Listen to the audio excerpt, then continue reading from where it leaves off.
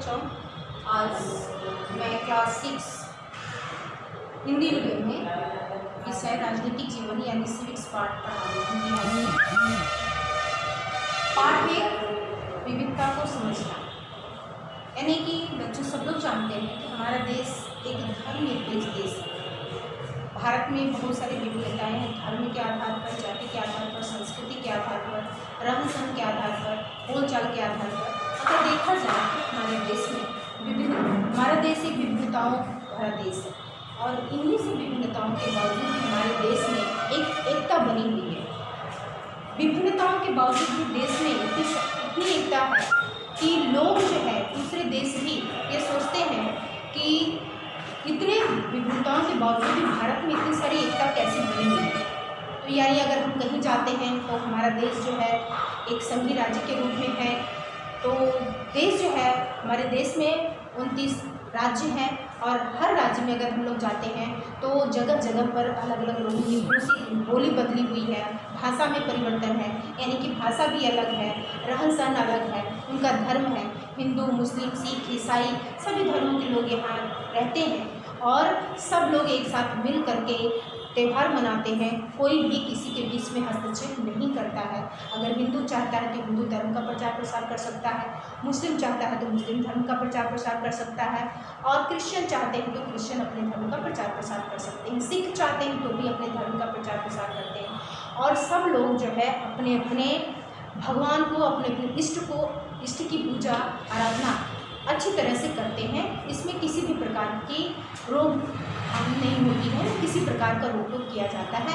जैसे हिंदू मंदिर में जाते हैं, अपने आराध्य की पूजा करते हैं, अर्चना करते हैं। मुस्लिम जो है मस्जिद में जाते हैं, नमाज़ पढ़ते हैं, नमाज अदा करते हैं। वो लोग ईद उल फितर ये सब त्यौहार मनाते हैं, बकरीद मनाते हैं। हिंदू भी अपने होली, दशहरा, दीपावली ये सब त्यौहार मनाते हैं। क्रिश्चियन भी चर्च में क्रिसमस सेलिब्रेट करते हैं। तो इस तरह से विभिन्नताओं का देश होने के बावजूद भी हमारे देश में एक एकता बनी हुई है।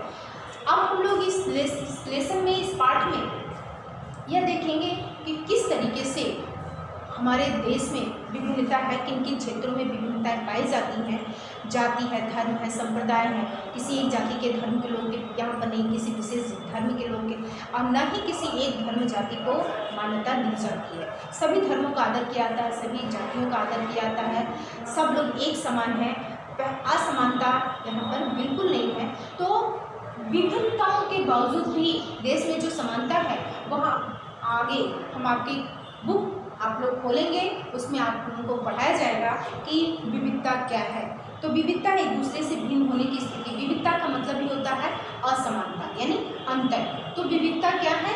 एक दूसरे से भिन्न होने की स्थिति ही विविधता है। विविधता हमारे आसपास कई रूपों में विद्यमान है। जैसे हम लोग देखते हैं धर्म है, भाषा है, जाति है, त्यौहार है, इन सब में हम लोग विभिन्नता देखते हैं। हिंदू अपने तरीके से मनाते हैं, मुस्लिम अपने तरीके से, क्रिश्चियन अपने तरीके से। लोग एक दूसरे से कई रूपों में भिन्न हैं। शारीरिक बनावट में भी अगर देखा जाए तो कोई लंबा है, कोई छोटा है, कोई मोटा है, कोई पतला है, कोई गोरा है, कोई काला है। तो इस तरह से शारीरिक संरचना में भी हम लोग विविधता देखते हैं।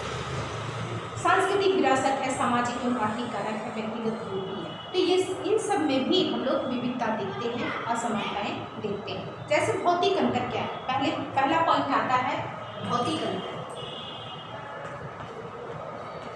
भौतिक अंतर,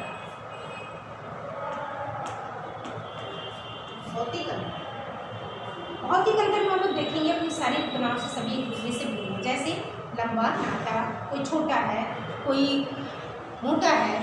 तो इस तरीके से इसमें देखेंगे। कुछ लोग जो अलग राज्यों से संबंधित है, अलग भाषा बोलते हैं, अलग धर्मों का पालन करते हैं, अलग उनकी वेशभूषा, रहन सहन अलग है, अलग भोजन करते हैं। विभिन्नताओं के बावजूद भी लोग आपस में मिलकर एक दूसरे के साथ रहते हैं। जैसे अगर हम लोग यहाँ से बंगाल की तरफ जाते हैं या राजस्थान की तरफ जाते हैं, पंजाब राज्य की तरफ जाते हैं, तो वहाँ की बोल चाल की भाषा अलग है, रहन सहन अलग है, पहनावा अलग है और लोगों को खान पीने के तरीके भी अलग हैं।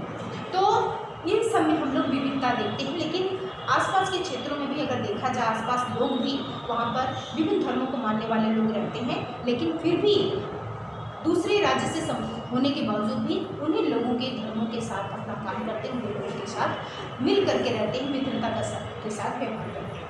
अब दूसरा पॉइंट आता है भौतिक अंतर, सामाजिक अंतर। सामाजिक अंतर, सामाजिक अंतर में समाज है यानी कि जाति व्यवस्था उपस्थित है, समय साथ को कठोर होती गई है। इसमें कई सामाजिक समस्याओं को जन्म दिया, जबकि हमारा संविधान जाति आधारित भेदभाव की मनाही करता है। पहले छुआछूत की भावना थी, उसको संविधान बनने के बाद भीमराव अम्बेडकर के द्वारा उसको हटा दिया गया और इस तरह से भेदभाव धीरे धीरे खत्म हो गया। छुआछूत को हमारे संविधान में दंडनीय अपराध माना गया है। छुआछूत की भावना हमारे संविधान में एक दंडनीय अपराध माना गया है।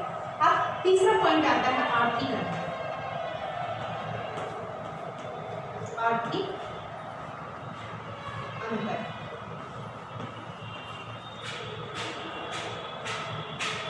आर्थिक अंतर में यानी कि समाज में अपनी उत्पत्ति के आधार पर कुछ लोग धनी और कुछ लोग निर्धन, कुछ लोगों के पास बहुत सारे रुपये पैसे, कुछ लोगों के पास कम है। इस तरह से असमानता, आय में अंतर से असमानता बढ़ती जाती है। आय में भी कहीं कुछ लोग एक ही जगह काम करते हैं तो कुछ लोगों को पैसे जो है समान नहीं दिए जाते हैं, कुछ लोगों को कम दिया जाता है, कुछ लोगों को ज़्यादा दिया जाता है। तो इस तरह की आय की असमानता सबसे ज़्यादा हमारे समाज में बढ़ती चली जा रही है।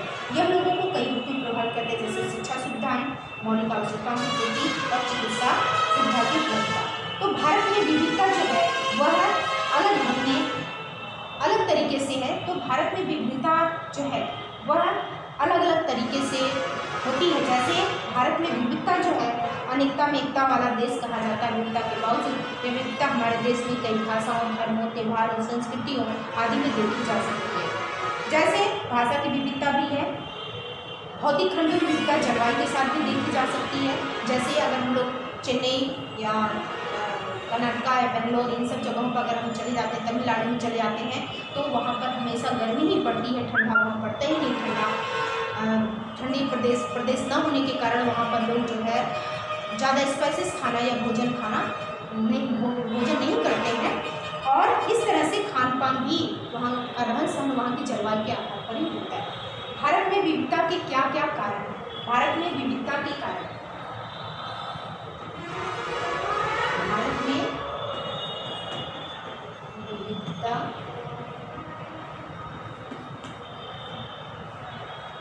के कारण,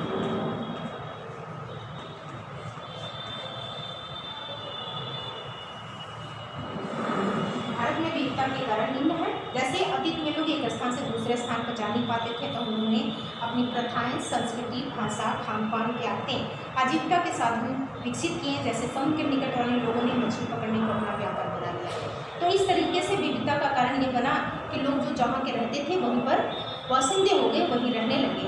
जब लोगों ने युद्ध, प्राकृतिक आपदा के कारण एक स्थान से दूसरे स्थान तक यात्रा करना आरंभ किया, तब विभिन्न क्षेत्रों का विस्तृत प्रभाव देखने को मिला।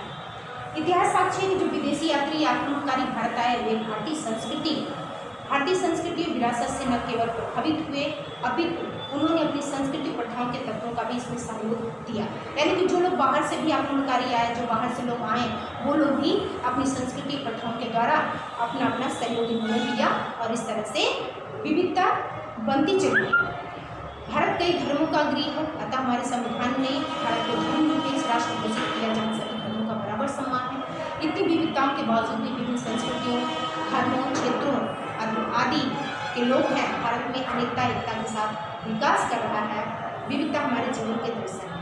तो इस तरह से बच्चों, आज ये लेसन जो है, हम इस लेसन को यह लेसन आज खत्म हुआ, इस लेसन को आज समाप्त किया गया।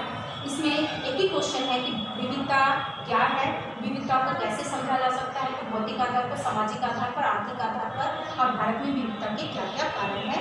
तो बच्चों, इसमें यही दो एक क्वेश्चन बनेंगे। आप लोग इस लेसन को अपनी किताब के द्वारा अच्छी तरह से पढ़ेंगे। पढ़ने के बाद जो ऑब्जेक्टिव क्वेश्चंस हैं या बहुविकल्पी प्रश्न को और लघुत्तरीय प्रश्न यानी वेरी शॉर्ट क्वेश्चंस को याद करेंगे।